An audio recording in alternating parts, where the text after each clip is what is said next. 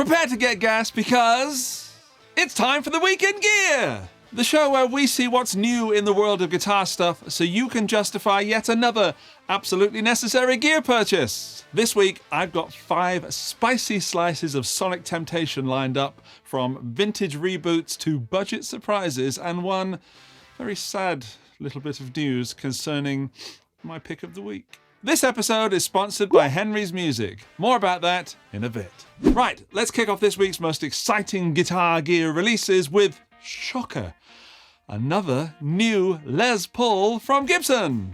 But wait, this one is double trouble, so clearly doubly totally different. You thought Gibson was done with variations on the Les Paul standard?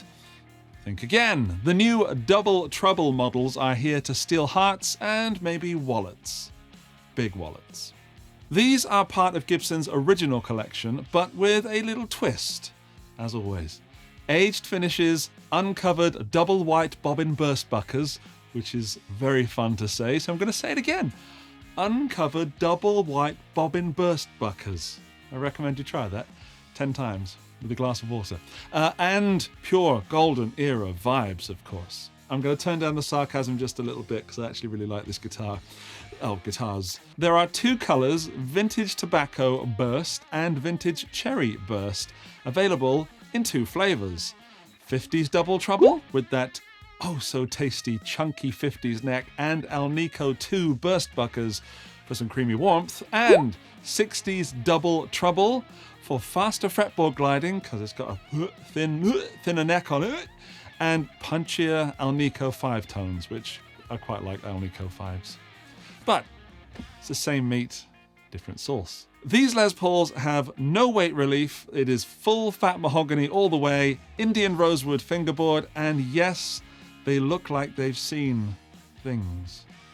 But in a good way, because they're relic or aged.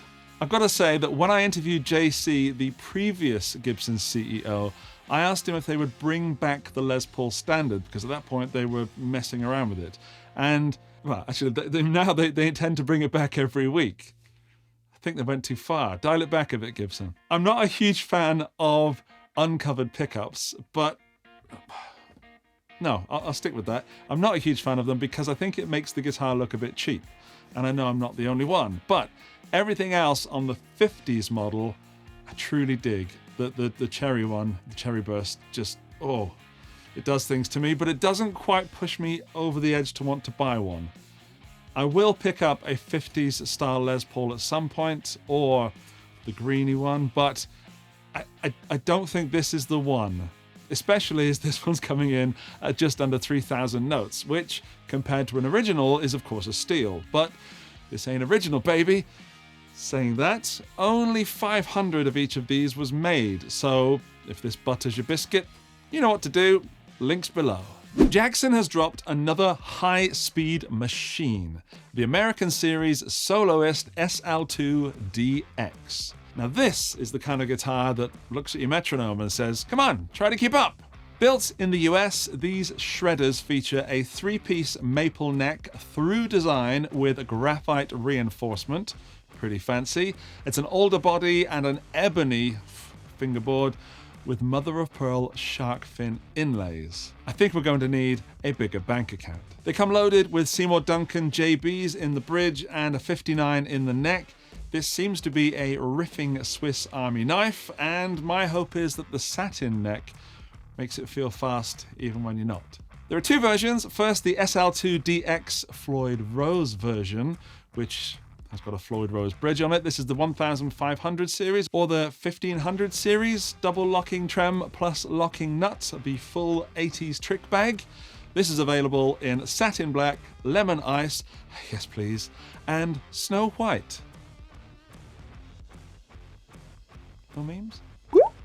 And there is the SL2 DX HT, which stands for hardtail version. In this you'll find a hipshot hardtail bridge, and this one is available in satin Porsche grey and satin black. Very sleek. At around 2,500 notes, these are not cheap, but if you're chasing a modern guitar with what seems like zero compromises, this could be one worth looking at. Before we jump into the next necessary piece of gear, let's talk guitars and guitar lifestyle with this week's sponsor, Henry's Music. Henry's Music have been sponsoring the Week in Gear for a few weeks now.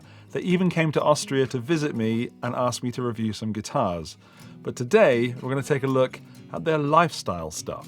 What is lifestyle? Well, it's this hat, for a start, but it's also things like the Henry's Pack C01 or the A01, or even the E01 or the LS01. Let's take a look at the Henry's Pack A01. In that pack, which is 30 euros, you get a strap, you get a tuner, you get picks, you get strings, you get a capo, and it comes in a lovely little package. While the A01 is for acoustic guitar, the E01 is for electric guitar. Yes, you have the same stuff, but it's for electric guitar. So electric strings, electric guitar capo, and electric guitar tuner, which I think is the same as the acoustic guitar tuner.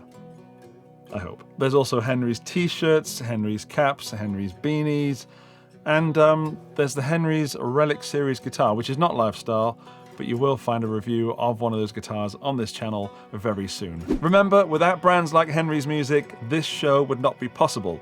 So go and show them some love by clicking the link in the video description and first comment. Now, back to the Week in Gear. Right, let's get back to it. I'm not going to ask you to subscribe or like the video or sign up for the Patreon or join the channel. No need for any of that. Right. Looper lovers rejoice. TC Electronic has rather quietly upgraded their classic Ditto into something smoother, brighter, and definitely smarter. The original Ditto was brilliant. It was loved for its keep it simply stupid design. No, keep it simple stupid design. There, almost. 1-foot switch and good sound quality, and there were no unnecessary features. But if we're honest, it seems a little bit outdated and basic now. The Ditto 2 fixes that, while keeping that core Ditto feel intact. Here is what TC added. The Ditto 2 keeps that one-button simplicity of the classic looper pedal, but adds a magnetic foot switch for better feel. Good for players who like to stomp pedals with boots on, or for the more free-flowing of us, which have naked feet and try to stamp on it without any shoes on at all. Should be for both of them. It's got an LED ring so that you can actually tell what's going on compared to the little LED that was, well, problematic. It's got Bluetooth and it's got USB-C for editing. There are 3 modes. Default mode, which is like the OG Ditto. Loop Snap, get ready for this. This is time quantized recording, which is looping with training wheels basically. So if you suck at timing your loops, the Ditto 2 will intelligently fix the timing for you. Brilliant. The third mode is single tap stop, which I wish you could do this at the same time as the other one. Anyway, this stops playback with 1 tap instead of holding the switch or double tapping it or triple tapping it, whatever looper pedals want from us these days. Audio quality is still 24-bit uncompressed audio with analog drive-through and true bypass. Action. For just under... Cut out the action, please, Victor. For just under 100 notes, this kind of feels like a no-brainer if you're after a small looper. Think of it as your old Ditto, just upgraded with everything it should have had in the first place if science was as it is now back then. And if you're new to looping, this is a solid choice too. A bit more expensive than your very, very budget loopers, but I think worth it, as long as you don't use it too much as a crutch. Do you need a spring reverb without hauling around an actual amp tank? Well, Carl Martin's Headroom Mini could be your new best friend. The Headroom Mini is the younger, slimmer, road-ready sibling of Carl Martin's original Headroom pedal, which was big and analog and famously had actual springs inside, and it was brilliant. It was, well, pretty much a benchmark, but let's also say it wasn't exactly pedal board friendly unless your board has its own postcode, which yours does. Yes, I'm looking at you. It's going to freak someone out. This is a digital recreation of a real spring reverb, but don't let the digital one scare you. I've got one here. In fact, I've just been playing it. There. And after that short playthrough, a video on the way, it definitely delivers. So much so that I wasn't going to make a video because I didn't know if the world needed me to, but I played it and thought, yeah, I want to make a video on that. Dual channels lets you switch between two reverb tones on the fly. So you set one reverb here and one reverb there. And you can go level controls and tone controls and the decay.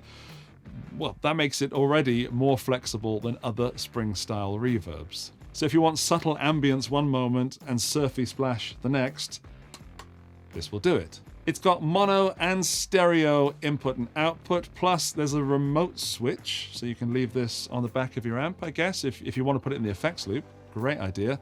It's a solid metal enclosure, and buffered bypass means Carl Martin have thought this through. Well done. I do feel terrible for saying this, but the only thing I don't like about it so far is the fact that it looks like a pedal that your grandma would buy in John Lewis or some other upmarket department store. I don't necessarily think that's a bad thing, and I shouldn't even be saying it, and I definitely do feel bad, but it is the first thing I thought when I took it out of the box. Sorry. So I think it's good, but good, I think it's great.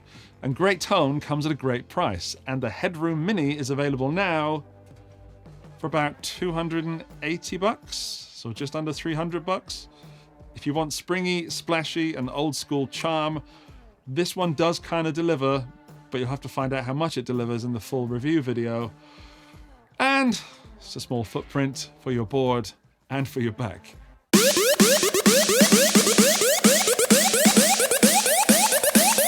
Andy's Pick of the Week. Okay. Before I'm gonna need a support, Grogu.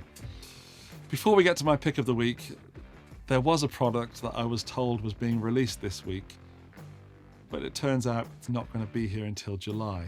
And if said product delivers as I think it will, it could be my pick of the year. And I don't want to leak it because, well, I never would. I won't. But when it comes, it's going to be something special, I hope. So that has truly disappointed me. Thanks, Grogu. But you got a bit of dirt on your head there. There we go. Don't worry, Harley Benton is here to cheer us up with a featureful budget S-Type. Thanks, Harley. What if your first guitar came with 5 built-in effects and actually looked good doing it? Well, on the surface, the Harley Benton ST Jamster looks just like another affordable Strat-style guitar. But yes, you guessed it, well done you, this has effects discreetly built in. Okay, here's the big sell on this. The Jamster has 5 digital effects baked directly into the guitar. No external pedals, no amps required. What are those effects? I hear you scream. Clean and reverb, overdrive, distortion and delay. And here's the really good news. There's no software, there's no app, there's no Bluetooth, there's, as far as I know, nothing to update. You just plug in, turn the rotary selector, and go. This means you can plug directly into headphones or a clean amp, something basic in fact. You don't even need an amp with an overdrive channel, and get a simple variety of sounds. Beginners don't have to spend extra on pedals right away, and it could also be a great couch guitar or something you take on holiday. On the guitar side, it's got a humbucker in the bridge, 2 single coils for the rest of the guitar, a 12-inch radius Rose Acer fingerboard on a maple neck, which is sadly a modern C, but that's good for most people. It's a poplar body, and you've got a synchronized trem. At just 129 euros from Thomann, it is ridiculous value. Even if the effects are not great, for a beginner this makes so much sense if the guitar arrives playable. And this is why it's my pick of the week. It's cheaper than many guitars without effects, and this is a very low priced solution to getting into guitar if it's your first, or as I said, having one for holiday or sitting on the couch with. I'm taking a gamble on you, Harley Benton, that you haven't just made a piece of trash and throw some terrible effects in it. Don't let me down. I really hope that you've made the guitar world better with this ST Jamster. It is also quite pretty. It's available in sparkling candy apple or metallic deep silver, which is very close to black, I think. If I had one of these when I was starting out, I'd still probably be where I am now, but I would have had another guitar. Thank you to the wonderful people that support the show on Patreon. Their names are up on screen. Hello, everybody. And these people support the show right here on YouTube. Hello to you as well. Thank you very much.